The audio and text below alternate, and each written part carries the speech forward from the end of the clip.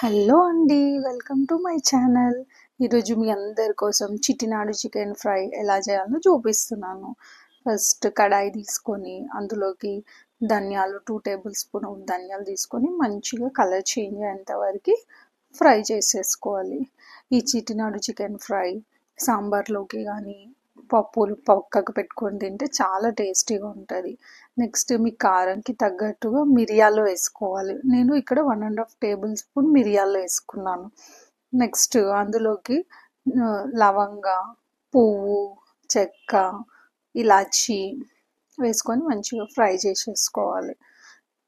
ఇది ఆయిల్ లేకుండా మంచిగా ఫ్రై చేసుకోవాలి. ఎంత మంచి రోస్ట్ అయితే అంత టేస్టీగా వస్తుంది. కొంచెం పచ్చి పచ్చిగా ఉంటే టేస్ట్ అంత రాదు.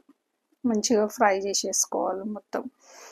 మీకు అందరికీ చికెన్ అంటే ఇష్టమా? మా ఇంట్లో వీక్లీ ఒక 2 టైమ్స్ అయినా చికెన్ తెచ్చుకొని మేము డిఫరెంట్ స్టైల్లో ట్రై చేస్తూ ఉంటాం. నెక్స్ట్ ఇందులోకి షాజీరా అయితే షాజీరా, జీలకర్ర అయితే జీలకర్ర మీ ఇష్టం వేసుకొని మంచిగా ఫ్రై చేసేసుకోవాలి. షాజీరా వేసినాక కొద్దిసేపటికే తీసేసేయాలి, మళ్ళీ లేదంటే మాడిపోతుంది. నెక్స్ట్ మీ కారంకి తగ్గట్టుగా ఎండుమిర్చిని మంచిగా ఫ్రై చేయాలి. నేను మా పాప కోసమని మేము కొంచెం కారం తక్కువ తింటాము, అందుకే నేను తక్కువ ఎండుమిర్చి తీసుకున్నాను. మీకు చాలా స్పైసీగా మంచిగా కావాలంటే కొంచెం ఎండుమిర్చి ఎక్కువ తీసుకోండి. ఎండుమిర్చిని మంచి కలర్ చేంజ్ అయ్యేంత వరకు ఫ్రై చేసేసుకోవాలి. ఫ్రై చేసేసుకొని మొత్తం మసాలాని మనము గ్రైండ్ చేసేసుకోవాలి. మంచిగా ఇట్లా సాఫ్ట్ అయ్యేంత వరకు గ్రైండ్ చేసేసుకోవాలి. ఇదే మెయిన్ ఇంగ్రీడియంట్ ఈ కర్రీలోకి. నెక్స్ట్ ఆయిల్ తీసుకొని కొంచెం అదే కడాయిలోకి ఆయిల్ తీసుకొని చిన్నగా పచ్చిమిర్చిని కట్ చేసి ఫ్రై చేయాలి. నెక్స్ట్ అందులోకి కరివేపాకు, ఆనియన్ తీసుకొని మంచిగా ఫ్రై చేయాలి. ఆనియన్స్ కొంచెం బ్రౌన్ అయ్యేంత వరకు ఫ్రై చేయాలి. కొంచెం సాల్ట్ వేస్తే తొందరగా ఫ్రై అయిపోతుంది. మంచిగా ఫ్రై అయిన తర్వాత ఒకసారి ఇది గ్రైండ్ చేస్తున్నా కదా, పౌడర్ కూడా మీకు చూపిస్తున్నాను. మంచిగా ఫ్రై చేసుకున్న తర్వాత అందులోకి అల్లం వెల్లిగడ్డ పేస్ట్ వేసుకోవాలి.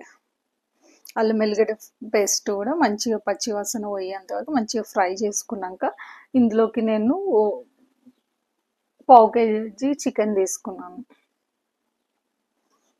1/2 కేజీ చికెన్కి 2 టేబుల్ స్పూన్ ఆఫ్ ధనియాలు, 1.5 టేబుల్ స్పూన్ ఆఫ్ మిరియాలు, 6 to 7 ఎండుమిర్చి తీసుకున్నాను. మీరు దానికి తగ్గట్టుగా మెజర్ చేసి తీసుకోండి.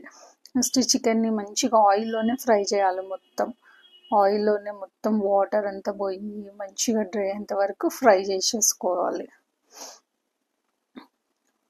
నెక్స్ట్ ఇందులోకి కొంచెం పసుపు వేయాలి. పసుపు కూడా వేసినాక ఇంకా చికెన్ని మంచిగా ఫ్రై చేయాలి. ఇది ఉత్తిగా తిన్న అన్నంలోకి కాకుండా ఉత్తిగా తిన్న, చపాతీతో తిన్న, పూరితో తిన్న, సాంబార్తో అయినా చాలా టేస్టీగా ఉంటుంది. ఒకసారి ట్రై చేసి చూడండి. కొంచెం బగారా రైస్లోకి కూడా బాగుంటుంది టేస్ట్. నెక్స్ట్ ఇందులోకి మంచిగా చికెన్ అంతా ఫ్రై అయిన తర్వాత వాటర్ అంతా పోయినాక ఈ పౌడర్ లాస్ట్లో వేయాలి. పౌడర్ లాస్ట్లో వేసి మంచిగా మసాలా అంతా చికెన్కి పట్టేటట్లు మిక్స్ చేయాలి. చికెన్కి మసాలా అంతా పట్టిన తర్వాత సాల్ట్ వేసుకోవాలి. మీకు ఇష్టం ఉంటే అక్కడ మీరు గ్రైండ్ చేసేటప్పుడే సాల్ట్ కూడా వేసుకోవచ్చు. నేను ఇక్కడ మొత్తం మంచిగా ఫ్రై అయిన తర్వాత సాల్ట్ వేసుకున్నాను. ఇక్కడ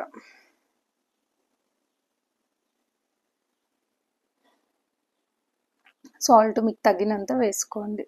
నేను ఇక్కడ 1.5 టేబుల్ స్పూన్ సాల్ట్ వేసుకున్నాను. ఇక్కడ టేస్ట్ చేస్తున్నాను సాల్ట్ సరిపోయిందా లేదా అని. ఇక్కడ చూసుకొని సాల్ట్ అయినా సరే కారం అయినా సరే ఇక్కడ చూసుకొని మీరు మిక్స్ చేసేసుకోండి. చాలా సింపుల్గా అయిపోతుంది, చాలా ఈజీగా అవుతుంది. ఇది ఇలాంటి కడాయిలలో చేస్తేనే టేస్ట్ వస్తుంది. నాన్ స్టిక్ ప్యాన్లలో అట్లా చేసి ఇంత ఫ్రై కాదు. ఇది మంచిగా ఆయిల్ అంతా బయటకి వచ్చేంత వరకు ఫ్రై చేయాలి.